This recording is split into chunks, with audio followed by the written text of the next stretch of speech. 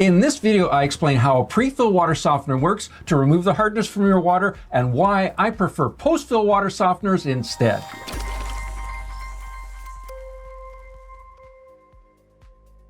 There's basically two kinds of water softeners, pre and post-fill. Pre-fill water softeners have very little water in the brine tank because the first cycle pre-fills the brine tank with water, while post-fill water softeners fill the brine tank with the correct amount of water as the last cycle. I suggest you watch this video to the end to learn why I don't like pre-fill water softener. But every water softener has two tanks. The one with the control valve at the top is called the media tank. The other tank that kind of looks like a garbage can with a lid that you open holding the salt is called the brine tank. Sometimes the media tank is actually located inside the brine tank. Whenever you run water in your home, the water flows through the valve and down through a bed of small plastic beads that kind of look like honeycomb cereal. These beads fill about 2/3 of the media tank. As water passes over those beads, the hardness, which is calcium, magnesium, and iron, sticks to the beads and is removed from your water, making it soft. When the soft water gets to the bottom of the tank, then the water flows into the basket at the bottom of the riser tube and makes its way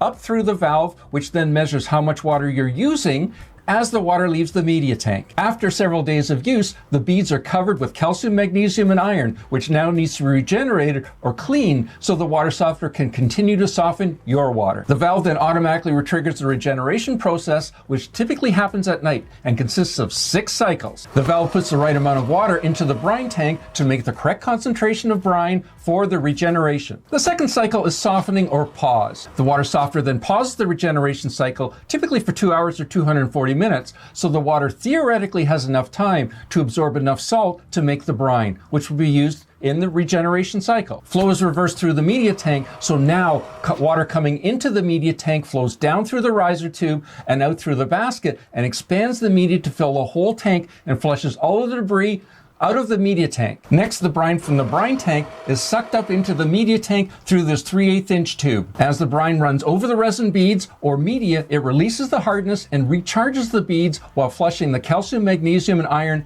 to the drain. And it flushes it out through this drain line. Then the brine is slowly rinsed from the media tank and down the drain. Flow now goes through the media beads and back up through the riser tube to settle the media beads back into place, and it rinses all of that brine, make sure it's 100% out of the water softener and flushed to the drain. And then it's back in service. So why don't I like pre-fill water softeners?